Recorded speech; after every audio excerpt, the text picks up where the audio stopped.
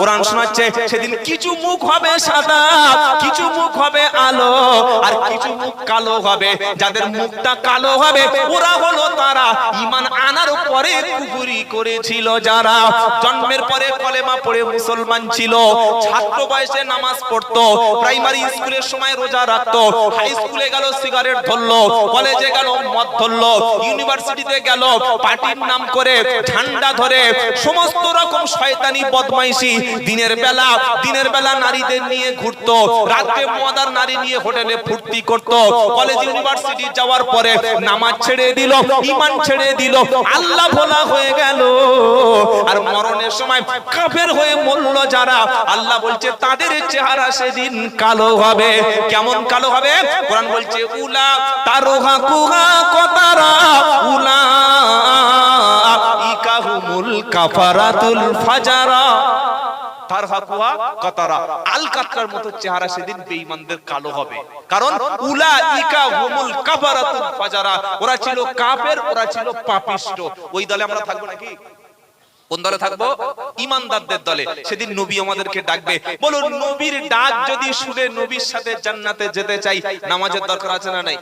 নবীর ডাক শুনে যদি নবীর হাতে কাউসারের পানি পান করতে চাই, এই হাত দিয়ে লটারির টিকিট কাটলে নবী কাউসারের পানি দেবে? এই হাত দিয়ে মদের বোতল ধরলে, এই হাত দিয়ে কোনো নারীর শরীর স্পর্শ করলে, এই হাত দিয়ে হারাম মাল উপার্জন করলে, এই হাত দিয়ে যদি কোনো খারাপ কাজ করি, সেদিন এই হাতে আল্লাহর নবী কাউসারের পানি দেবে না। আর হাত যদি নামাজ, কোরআন, দিন, তাসবিহ, দান, খয়রাত, ভালো কাজের জন্য হাত যদি আমরা ব্যবহার করি, এই হাত সেদিন আল্লাহর নবী নিজে কাউসারের পানি তুলে দেবে। জোরে বলুন সুবহানাল্লাহ।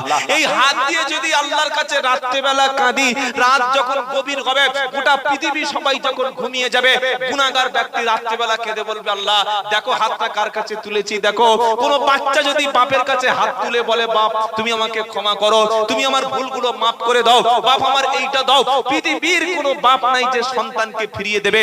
ওগো আল্লাহ, তুমি তো কোটি কোটি কোটি কোটি কোটি কোটি গুণের চাইতে বেশি রহমত দয়া তোমার আছে, তুমি আমার মতো পাপীকে কি ক্ষমা করবে না বলো? আল্লাহ বলছে আমার কাছে পাপী যখন হাত তোলে, ওটা পাপী থাকে না, ও হাতটা ক্ষমার হাত হয়। ওই হাতে যা চাইবে তাই আমি দিয়ে দেব। কোথায় লেখা আছে?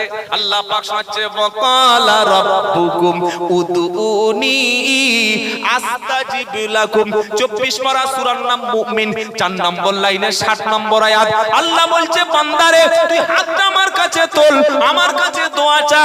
দোয়া করার জন্য তোকে আলেম হতে হবে না, দোয়া করার জন্য তোকে মুফতি হতে হবে না, দোয়া করার জন্য তোকে ইমাম হতে হবে না, দোয়া করার জন্য তোকে দেওবন্দ থেকে, ফুরফুরা থেকে পাস করতে হবে না, দোয়া করার জন্য তোকে বাংলাদেশ থেকে শাইখুল হাদিস হতে হবে না। শুধু ওযু করবি। সারা জীবন গুনাহ করেছিস, জিনা করেছিস, মদ খেয়েছিস, মিথ্যা বলেছিস, রাত যখন গভীর হবে, হাত দুটো তখন উপরের দিকে যাবে, তুই যেটা বলবি আমি আল্লাহ তোর ডাকে সাড়া দেব। বললে হুজুর ডাকে সাড়া দেবে কে বলছে বলো? কোরআন শোনাচ্ছে, ওয়া ইদা সাআলাকা ইবাদি আন্নী ফাইন্নী করিব উজিবু দাওয়াতাদ দাঈ ইদা দাআনি ফালইস্তাজিবুলি ওয়াল ইউমিনু বি লাআল্লাহুম ইয়ারশুদুন। দ্বিতীয় পারা 8 পৃষ্ঠা 4 নম্বর লাইনের 186 নম্বর আয়াত, সূরার নাম সূরা বাকারা। আল্লাহ পাক শোনাচ্ছে, হাবিব গো, যখন আমার বান্দা তোমার কাছে আমার সম্পর্কে জিজ্ঞাসা করতে আসে যে আল্লাহ কত দূর আছে, জমিনে বসে যদি আল্লাহকে ডাকি, জমিনে বসে যদি আল্লাহর কাছে আমি দোয়া চাই, আল্লাহ আমার দোয়া শুনবে কি না? নাকি একটা ইমাম সাহেবকে 500 টাকা দিয়ে দোয়া চাইতে হবে? আমি গুনাহ করেছি, আমি চুরি করেছি, আমি মিথ্যা বলেছি, আমি সুদ খেয়েছি, আমি পাপী, নিজে আল্লাহর দরবারে গিয়ে ধরা দেব না একটা আলেমের কাছে বসে বসে তাকে দিয়ে দোয়া চাওয়াবো? কোরআন শোনাচ্ছে, হাবিব গো উম্মতকে বলে দাও, আন্নী ফাইন্নী করিব, আমি আল্লাহ বান্দার সবচাইতে কাছে আছি। আমাদের কাছে কে আছে? আল্লাহ। এবার বান্দা প্রশ্ন করছে, রব্বানা আপনি কত দূর আছেন, কোন জায়গায় আছেন? আমার ডাকটা কিন্তু বাংলাতে, আমি দোয়া করব বাংলাতে, আমি কাঁদবো বাংলাতে, আমি চাইবো মাতৃভাষাতে। আমার দোয়াটা আপনার কাছে পৌঁছাবে নাকি না বলো? কোরআন শোনাচ্ছে, ওয়া নাহনু আকরাবু ইলাইহি মিন হাবলিল ওয়ারিদ। 26 পারা 18 পৃষ্ঠা 3 নম্বর লাইন, 19 নম্বর আয়াত, সূরার নাম সূরা কফ। কোরআন শোনাচ্ছে, শোনো হে বান্দা, আমি আল্লাহ কিন্তু দূরে নাই, আমি আল্লাহ সবচাইতে তোর কাছে রে বান্দা। তোর যে ঘাড়ের শিরা আছে তার চাইতে আমি আল্লাহ বেশি কাছে। জোরে বলো সুবহানাল্লাহ। এবার বান্দা প্রশ্ন করছে, আল্লাহ বিয়ে করেছি ছেলে তো হলো না, বিয়ে করেছি 8 বছর বাচ্চা নাই, এসি আছে, ফ্রিজ আছে, সুন্দর বিবি আছে, ঘর আছে, গাড়ি আছে, ডাইনিং টেবিল, ড্রেসিং টেবিল আছে, 4 কামরা ঘর রয়েছে, লক্ষ লক্ষ টাকার মালিক রব্বানা, আমার সন্তান হলো না। আল্লাহ তুমি সন্তান দেবে কিনা, না অন্য কোন কবরের কাছে গিয়ে সন্তান চাইতে হবে বলো? কোরআন শোনাচ্ছে, ইয়াগাবু লিমান ইয়াশাউ ইনাসা ওয়া ইয়াগাবু লিমান ইয়াশাউ যুকুর আও ইউযাউবিদুহুম যুকুরান ওয়া ইনাসা ওয়া ইয়াজআলু মান ইয়াশাউ আকিমা। 25 পারা 7 পৃষ্ঠা 13 নম্বর লাইনের 50 নম্বর আয়াত, সূরার নাম সূরা শুরা। আল্লাহ পাক বলছে, আমি আল্লাহ যাকে খুশি তাকে কন্যা সন্তান দান করি, আবার যাকে খুশি তাকে আমি পুত্র সন্তান দান করি, আবার যাকে খুশি বেটা বেটি দুটো দান করি, আবার যাকে খুশি তাকে আমি সন্তান দিই না। সন্তান দেওয়ার ক্ষমতা আমার আছে, পৃথিবীতে অন্য কারোর। জোরে বলুন। আজমির শরীফে যাবেন, ফুরফুরা শরীফে যাবেন, কুটিয়ারি শরীফে যাবেন, বসিরহাটে যাবেন, যে কোনো আল্লাহর ওলির কবর জিয়ারত করলে সওয়াব হবে, আলেমদের কবর জিয়ারত করলে সওয়াব হবে। কিন্তু কেউ যদি কবরে গিয়ে ছেলে চায়, কবরে গিয়ে মেয়ে চায়, কবরে গিয়ে সাহায্য চায়, নিজের ভাগ্য বদলাতে চায়, নিজের ব্যবসায় উন্নতি চায়, আল্লাহ বলছে ওইটা বরদাস্ত করব না, কারণ রুজির মালিক আমি আল্লাহ, অন্য কেউ আর মালিক না। বললে হুজুর রুজির মালিক যে আল্লাহ, এটা কে বলছে বলো? কোরআন শোনাচ্ছে, মা মিন দাব্বাতিন ফিল আরদি ইল্লা আলাল্লাহি রিজকুহা। 12 পারা 1 পৃষ্ঠা 1 নম্বর লাইনে 6 নম্বর আয়াত, সূরার নাম সূরা হুদ। এই পৃথিবীতে এমন কোন প্রাণী নাই আমি আল্লাহ তাদের রুজির ব্যবস্থা করি না। তুমি যদি আমার কাছে হাত পাতো, আমি আল্লাহ রুজি তোমার ভরিয়ে দেব, কারণ বিনা হিসাবে আমি আল্লাহ রুজি দিই। আপনি মুখ্যমন্ত্রীর কাছে চাইবেন, একটা পরিমাণ মতো দেবে, এমএলএর কাছে চাইবেন, পরিমাণ মতো দেবে, এমপির কাছে চাইবেন, সারা জীবন যা প্রয়োজন সে কিন্তু দেবে না। আল্লাহ বলছে, আমি যখন তোমার দেবো বলেছি, ইন্নাল্লাহা ইয়ারযুকু মান ইয়াশাউ বিগাইরি হিসাব, আমি আল্লাহ বান্দাকে যখন দেব বিনা হিসাবে তোমাকে দান করব। পৃথিবীতে একটা নেতার নাম বলুন যে প্রত্যেকদিন সকালে তার কাছে গিয়ে চাইবা সে খুশি হবে? আছে কেউ? আছে? প্রধানমন্ত্রী হোক, মুখ্যমন্ত্রী হোক, খাদ্যমন্ত্রী হোক আর অর্থমন্ত্রী হোক, সকালে গিয়ে ঘর, তারপরের দিন চাকরি, তারপরের দিন একটা ছাগল, তারপরের দিন গরু, তারপরের দিন বাইক, তারপরের দিন রাস্তা, এরকম প্রত্যেকদিন যদি চাইতে যান, পঞ্চায়েত হোক, এমএলএ হোক, এমপি হোক, বিডিও অফিস হোক, আর স্বয়ং আমাদের প্রধানমন্ত্রী হোক, 1 থেকে 2 দিন, 3 থেকে 4 দিন, তারপরের দিন গেলে আপনি ঢুকতে দেবে? কত নিবি রে, কত দরকার তোর, বলবে না? বলবে না? বলবে না? এমনকি ছেলে যদি প্রত্যেকদিন বাপের কাছে একটা বড় আবদার করে, ডিমান্ড করে, পাওয়া যাবে? যাবে না।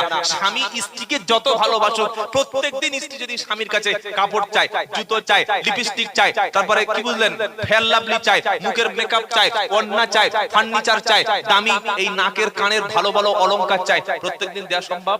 সম্ভব নয়। আল্লাহ বলছে, দেখ আমার কাছে চাইলে আমি খুশি হই, না চাইলে আমি আল্লাহ খুশি হই না। সুবহানাল্লাহ বলবেন না? हर हमेशा देने को तैयार है। सुभान अल्लाह, जोर से बोलो। सब समय जे चाहे अल्लाह खुशी है। हर हमेशा देने को तैयार है, जो न मांगे उससे ओ बेजार है। কত বড় আল্লাহ পেয়েছি দিয়েছি, বান্দা যত চাইবে আল্লাহ তত দেবে, সুবহানাল্লাহ। আর না চাইলে তিনি অসন্তুষ্ট হয়। এই রকম আল্লাহ ছেড়ে পৃথিবীতে কোন জীবিত কোন মৃত ব্যক্তির কাছে কোন কবরের কাছে গিয়ে কখনো চাইবো না। কবর জিয়ারত করবেন, বাপের কবর, আলেমের কবর, ওলির কবর। কবর জিয়ারত করলে দুটি লাভ হবে। এক নম্বর, কবর জিয়ারত করলে আখিরাতের কথা স্মরণ হবে। দুই নম্বর, কবর জিয়ারত করলে কবরবাসী ওলি হলে, পীর হলে, আলেম হলে আল্লাহ তার সম্মান বাড়িয়ে দেবে। আর কবরবাসী বদকার, পাপিষ্ট অথচ ঈমান আছে, যদি আপনি ঘন ঘন কবর জিয়ারত করেন, আল্লাহ এই জিয়ারতের ওসিলায় কবর আযাব হালকা করবে। সুবহানাল্লাহ বললেন না?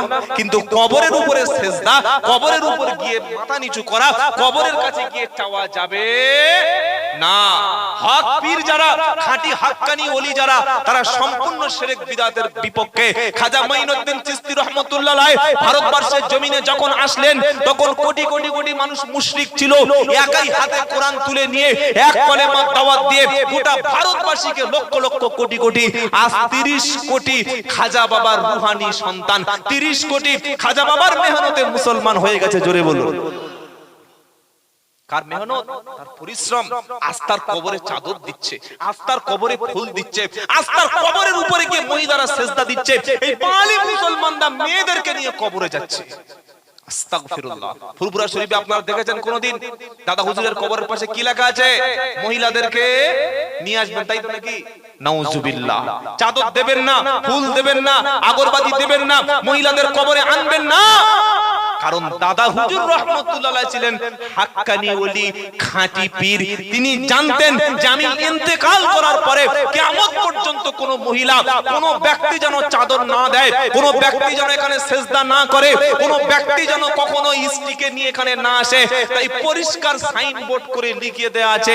আর বর্তমান কিছু বাংলাদেশে আছে আর অন্যান্য জায়গায় কিছু ভণ্ড পীর আছে যারা মেয়েদেরকে পায়ের উপরে সেজদা করায়। আপনি আমার সঙ্গে পশ্চিম মেদিনীপুর চলুন, জায়গাটার নাম হচ্ছে কেশপুর। ওখানে একটা পীর আছে, লাড্ডু পীর। কি পীর বলে? লাড্ডু পীর। আমি গেছি, বললে হুজুর এখানে ভণ্ড পীরদের বিরুদ্ধে বলবেন না। কেন? বললে এখানে পীর সাহেব আসলে মেয়েরা পায়ের উপরে সেজদা করে। আস্তাগফিরুল্লাহিল আযীম, আস্তাগফিরুল্লাহিল আযীম। আল্লাহর ওলিরা, আলেমরা সব সময় বেগানা নারী থেকে দূরে থাকে। কথা মনে থাকবে ইনশাআল্লাহ, এটা মনে রাখবেন। আপনার স্ত্রীকে দিয়ে কোন আলেমের খেদমত করাবেন, এটা তো জায়েজ না, এটা তো হাক্কানি পীরের কাজ না। বাতিল যারা, তারা নারীদেরকে কাছে পেতে চায়। দুনিয়াখোর যারা, জিনাখোর যারা, লুচ্চা যারা, নিকৃষ্ট যারা, শরীয়তের নাম করে, মারিফতের নাম করে যারা ভণ্ডামি করে, তারাই মেয়েদেরকে দিয়ে খেদমত নেয়। যারা হকের উপরে আছে, হক সিলসিলা, নবীর উপরে, ইসলামের উপরে, খাঁটি তরিকার উপরে যারা আছে, তাদের বাড়িতে কখনো মহিলাদের আনাগোনা পাওয়া। তবে আপনাদের মসজিদের ইমাম সাহেব মাঝে মাঝে মেয়েদেরকে দিয়ে পাঠিয়ে নেয় নাকি? কখনো না। কেন? ইমামের দ্বারা এই কাজটা জীবনে সম্ভব হবে না। ইমামকে দিয়ে এই কাজ কখনো করানো সম্ভব নয়। তাহলে যেটা ইসলামে নাই, যেটা আল্লাহর ওলিরা, হাক্কানি আলেমরা করে নাই, সেটা আমরা কখনো করব। এতক্ষণ তাহলে এই 4-5 মিনিট 10 মিনিটের মধ্যে কি শোনালাম? যে আল্লাহকে পেতে গেলে আল্লাহর কাছে একটু হাত তুলতে হয়। মনে থাকবে বাবা? মনে থাকবে? অনেকে মনে করে আমি মূর্খ সূর্খ মানুষ বাবা, আমি আরবি জানি না। আচ্ছা, বাংলা ভাষা, আরবি ভাষা আর ইংলিশ ভাষা আর হিন্দি ভাষা, এই চারটের মধ্যে আল্লাহ কোন ভাষাটা ভালো বোঝে বলুন তো দেখি? এই দেখো, বাংলা বললে একটু মানে ডিস্টার্ব হবে, টাওয়ার ফেল করবে নাকি? নাউযুবিল্লাহি মিন যালিক। সব ভাষা যিনি বোঝেন তিনি কে? আল্লাহ। যার কোনো ভাষা নাই তার ভাষা বোঝেন কে? আল্লাহ। সাপের ভাষা, ব্যাঙের ভাষা, গরুর ভাষা, ইঁদুরের ভাষা, শূকরের ভাষা, সবার ভাষা যিনি বোঝেন তিনি কে? আল্লাহ। ভাষার দরকার নাই, ভাষার দরকার নাই, শুধু মনে মনে একটা মনের একটা ধারণা বা মনে একটা কিছু আছে, এটাও যিনি বোঝেন তিনি কে? ইয়ালামু খাইনাতাল আয়ুনি ওয়া মা তুখফিস সুদূর। 24 পারা 8 নম্বর পৃষ্ঠা 3 নম্বর লাইনের 19 নম্বর আয়াত, সূরার নাম সূরা মুমিন। আল্লাহ পাক শোনাচ্ছে, বান্দা, ইয়ালামু খাইনাতাল আয়ুনি ওয়া মা তুখফিস সুদূর। একটু আল্লাহর জিকিরটা জবানে আনেন। সুবহানাল্লাহ, আলহামদুলিল্লাহ, লা ইলাহা, জবানটা জোরে চালু করেন। লা ইলাহা ইল্লাল্লাহ,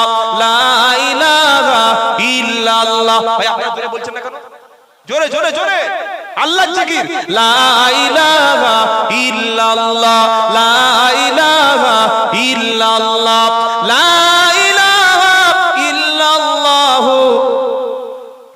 এই নূর নূর নূর আজি নূর এসেছে, মা আমিনার কোলে আজি ফুল ফুটেছে। জোরে হবে না? নূর নূর নূর আজি নূর এসেছে, মা আমিনার কোলে আজি ফুল ফুটেছে। আয় আয় কে দেখবি নূরের মালা, মা আমিনার কোলে দোলে সাল্লি আলা লা ইলাহা ইল্লাল্লাহ। মুহাম্মদের সঙ্গে ইল্লাল্লাহ, লা ইলাহা ইল্লাল্লাহ, লা ইলাহা ইল্লাল্লাহ, মুহাম্মাদুর রাসূলুল্লাহ সাল্লাল্লাহু আলাইহি সাল্লাম। আচ্ছা বলুন, কলেমাটা পড়ে শান্তি পেয়েছেন মনে? কে শান্তি পাননি হাত তুলে দেখি। ও রং নাম্বারে তুলে ফেলেছে। এই যে ইমানদার কলেমা পড়লে মনে শান্তি আসে, তৃপ্তি আসে। সুবহানাল্লাহ। ইমানদার কোরআন শুনলে মনের মধ্যে তৃপ্তি আসে। ইমানদার নামাজে দাঁড়ালে মশার কথা মনে থাকে না। ইমানদার নামাজে দাঁড়ালে ফ্যান চলছে কি দেখতে পায় না। ইমানদার নামাজে দাঁড়ালে পাশ থেকে বাঘ চলে গেছে খবর পায় না। ইমানদার নামাজে দাঁড়ালে কে সামনে আছে খবর পায় না। আর মসজিদে নামাজ পড়তে গিয়ে ফ্যান খুঁজে, এই ফ্যান দেয়নি, চল পাশে সরে চল। এটা নামাজ পায়ে এরকম বড় সাইজের মশা কামড়েছে, কি বুঝলেন? বলছে মশাটা মারবো না, ফাটাস করে আওয়াজ করে দিয়েছে। এর নামাজ পড়তে গেছে না মশা মারতে গেছে? এ নামাজ নয়, এ নামাজ আল্লাহ নেবে না।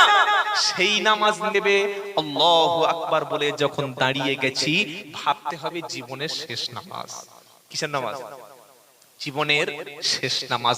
আর হয়তো মসজিদে আসতে পারবো না, এটাই আমার শেষ নামাজ। এরপরে হতে পারে জানাজা। কি এরপরে কি হতে পারে? জানাজা। এরপরে হয়তো আল্লাহর সামনে দাঁড়াবো না, শেষবারের মতো আল্লাহর সঙ্গে দেখা করছি, আল্লাহ মাফ করে দিও। কোথায় মশা, কোথায় মাছি, কোথায় ফ্যান, এগুলো কখনো প্রকৃত ব্যক্তি দেখে না। এই নামাজ যদি কেউ পড়ে, 2 রাকাত নামাজ পড়লেন, আল্লাহ রাজি হয়ে গেল। আর আল্লাহ যখন রাজি হলো, আল্লাহর হাবিবও তার প্রতি রাজি হয়ে গেল। আর হাবিব যখন রাজি হলো, বিশ্ববাসী তখন তার সম্মান বাড়িয়ে দেবে, বিশ্বের তার সম্মান বেড়ে যাবে। আর আল্লাহ যখন রাজি হবে, আল্লাহর ফেরেশতারা এই বান্দার উপরে রাজি হয়ে যাবে। সুবহানাল্লাহ। নামাজ নাই, আল্লাহকে রাজি করাতে পারবে না। গরু দিয়ে আল্লাহ রাজি হবে? কি বলছে? কুরবানির গরু সিংহে তেল দিচ্ছে, তারা বাইকে স্টিয়ারিং পাকাচ্ছে, বলছে ভাই মাল কিনেছি দেখো। বলছে ফজরের নামাজটা গরুর গাদা থেকে ফজরের নামাজ পড়ি নাই। আল্লাহ বলছে তুই একটা গরু, ওর কুরবানি না দিতে আগে তুই কুরবানি হ, আগে তুই কুরবানি হ। এরকম লোক আছে গো, কুরবানির দিন পর্যন্ত ফজরের নামাজ নাই। গরুর হাটে গরু কিনতে গেছে, গরু কিনতে কিনতে নামাজ কাজা হয়ে গেছে। এরকম জীবনে কারো ঘটেছে? আল্লাহু আকবার। অবস্থা দেখেন, গরু কিনতে গিয়ে নামাজ কাজা। কবি কি বলছে? কেমন করে ঘুমাও তুমি ফজর করে কাজা, এমন তো হতে পারে জহরে জানাজা। হতে পারে না? পারে না? জোরে বলো। কেমন করে ঘুমাও তুমি ফজর করে কাজা, এমন তো হতে পারে জোহরে জানাজা।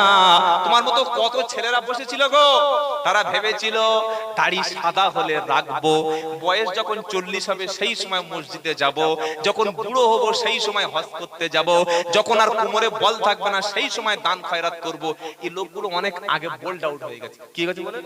কেউ রান আউট, কেউ বোল্ড আউট, কেউ ক্যাচ আউট। ক্যাচ আউট বোঝে? ক্যাচ আউট বোঝে না কি? ক্যাচ আউট হয়ে গেছে। ফেরেশতারা কবে টপ করে উপরে তুলে দিয়েছে, নিতে পারেন না, পারেন না। যারা এখানে বসে আছি, অনেকের মৃত্যুর কাপড়ের কাপড় হয়তো বাজারে চলে এসেছে। কাপড়ের কাপড় এমন জিনিস, যে তৈরি করছে সে পরে না, যে পরাচ্ছে সে এটা ব্যবহার করতে পারে না, আর যে কাফনের কাপড়টা পরছে সে নিজেই জানে না, তার নাম কাফনের কাপড়।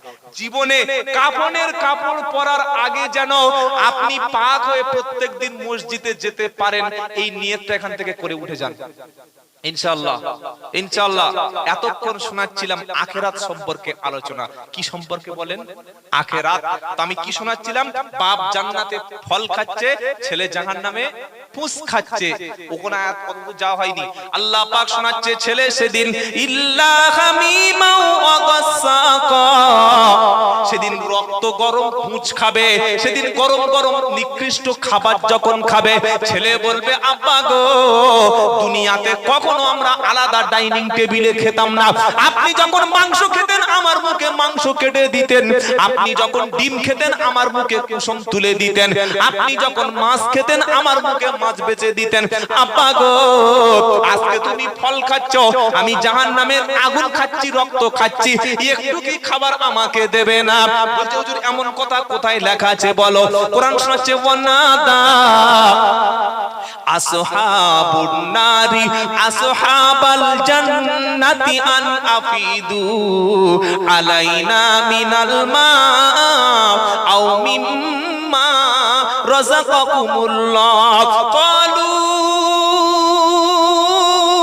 ইন্নাল্লাহা হারামাহুমা আলাল কাফিরিন।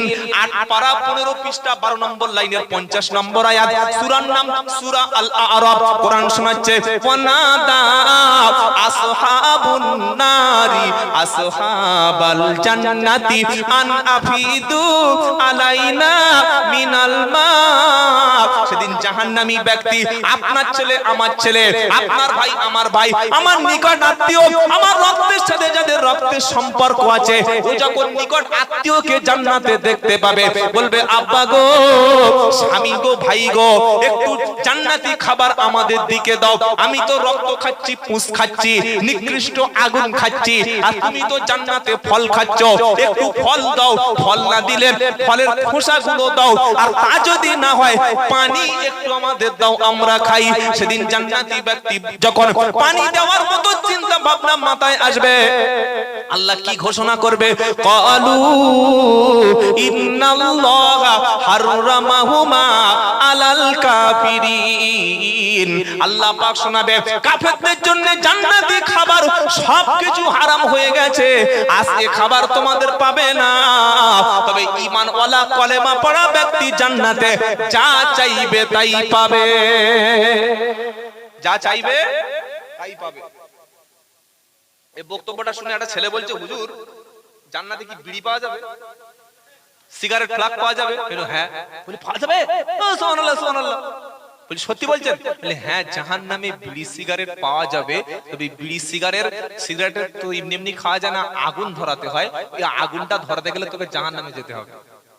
কি বুঝলেন বলে? কিরকম অবস্থা দেখেন, ওই বিড়ি সিগারেট খায় বলছে জান্নাতে পাওয়া যাবে। ইন্না আসহাবাল জান্নাতিল ইয়াউমা ফি শুগুলিন ফাকিহুন শুগুলিন ফাকিহিন হুম ও আযওয়াজুহুম ফি দিলালিন আলাল আরাইকি মুত্তাকিউন লাহুম ফিহা ফাকিহাতু ওয়া লাহুম মা ইয়াদউন সালামুন কাওলাম মির রাব্বির রহিম।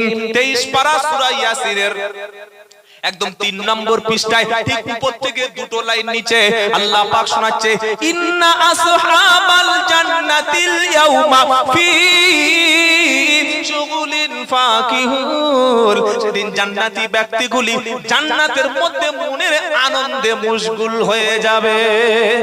সুবহানাল্লাহ। বাপ পাবে, ভাই পাবে, মা পাবে, সবাইকে জান্নাতে পেয়ে মনের আনন্দে সেদিন মশগুল হবে। মন চাইবে কি চিকেন খাবো, বড় বড় লেগ পিস গুলি সামনে সেদিন চলে আসবে। মন চাইবে মটন খাবো, মন চাইবে একটু হালুয়া খাবো, মন চাইবে দারুণ একটু ফল খাবো। যেটা চাইবে যাওয়ার সঙ্গে সঙ্গে অর্ডার করে বসে থাকতে হবে না, 1 সেকেন্ডও দেরি হবে না, একদম জোম্যাটোর মতো গরম খাবার সামনে এনে ফেলে দেবে। বান্দা সেদিন খাবে, খাওয়ার পরে বলবে আলহামদুলিল্লাহিল্লাযী, কি বলবে বলেন? আলহামদুলিল্লাহিল্লাযী, সমস্ত প্রশংসা সেই আল্লাহর যিনি আমাকে খাইয়েছেন। সুবহানাল্লাহ বলেন। আল্লাহু আকবার। আল্লাহ জান্নাতে খেতে দেবে, কি খাবি খা, শুধু খেয়ে যা, খেয়ে যা। তবে মাঝে মাঝে একটু পায়খানা হবে নাকি? তাহলে মালগুলো যাবে কোথায়? কি বলছেন? জান্নাতে কিন্তু পায়খানা নাই, জান্নাতে পেশাব নাই, জান্নাতে পায়খানা নাই, জান্নাতে কোনো রোগ নাই, জান্নাতে কোনো ব্যাধি নাই। চোখের জ্যোতি কমবে না, দাঁত সেদিন পড়বে না, কানের আওয়াজ কম হবে না, চামড়া কোনোদিন কুঁচকাবে না, নারীদের চেহারা ঠিক একই ভাবে থাকবে। সেখানে জ্বর হবে না, সর্দি হবে না, করোনা হবে না, কাশি হবে না, মশা মাছি সেখানে থাকবে না। সুবহানাল্লাহ বলতে পারবেন না? গালাগালি সেখানে থাকবে না, নাপাক সেদিন হতে হবে না। বান্দা যখন খাবে একটা ঢেকুর উঠবে, সবকিছু খাবার হজম হয়ে যাবে, মন চাইবে আবারও যেন খেতে শুরু করি। জোরে বলো। এই খাওয়ার পরে সেদিন আল্লাহ পাক বলবে ওয়ানুদু আনতিল কুমুল জান্নাতু উরিস্তুমুহা বিমা কুনতুম তামালুন। হে জান্নাতি ব্যক্তি, তুই খেয়েছিস, সুন্দর নেককার স্ত্রী পেয়েছিস, আমি আল্লাহ এই জান্নাতের উত্তরাধিকার তোকে বানিয়ে দিলাম। জোরে বলুন সুবহানাল্লাহ। এবার জাহান্নামী ব্যক্তিরা সেদিন রক্ত খাবে, পুঁজ খাবে। আল্লাহ পাক বলবে কেন খাচ্ছিস তোরা জানিস? ইল্লা হামিমাও ওয়া গাসসাকা জাযা আও বিফাকা, জাযা আও বিফাকা। জাহান্নামীরা এই নিকৃষ্ট আগুন খাবে, রক্ত খাবে, পুঁজ খাবে। এটা খাওয়ার কারণ হলো দুনিয়াতে যেমন কর্ম তেমন। জোরে বলো। মদ খেয়েছে যারা, গাঁজা খেয়েছে যারা, হারাম খেয়েছে যারা, সুদ খেয়েছে যারা, চুরির মাল খেয়েছে যারা, মদের বোতল ঢকঢক করে গিলে খেয়েছে যারা, হারাম খাবার খেয়েছে যারা, তারা জীবনে জান্নাতি খাবার পাবে না। বাড়িতে স্ত্রী রেখে অপর নারীর পিছনে ঘুরেছে যারা, বাড়ির কাছে মসজিদ রেখে আল্লাহ চিনতে পারলো না যারা, আল্লাহর জান্নাত সেদিন তারা চিনতে, জোরে বলো, পারবে না। কারণ আল্লাহ ঈমানদারদের থেকে বেঈমানদের সেদিন আলাদা করে দেবে। বলছে হুজুর এটা কে বললো বলো? কোরআন শোনাচ্ছে ওয়ামতাজুল ইয়াউমা আইয়ুহাল মুজরিমিন। এটা সূরা ইয়াসিনের সবচাইতে মারাত্মক আয়াত। আল্লাহু আকবার। ওয়ামতাজুল ইয়াউমা আইয়ুহাল মুজরিমুন। হে জাহান্নামী কাফেররা, তোরা ঈমানদারদের থেকে, আল্লাহর ওলিদের থেকে, নবী, সিদ্দিক, শুহাদা, সলিহিন, আমার কলেমা পড়া মুসলমানদের থেকে কাফেররা তোরা আলাদা হয়ে যা। আজ তাদের সঙ্গে তোদের কোনো জায়গা হবে না, তাদের সঙ্গে তোদের কোনো স্থান হবে না। কারণ ঈমানদারদের জান্নাতে দেব, তোদেরকে সেদিন জাহান্নামে নিয়ে যাওয়া হবে।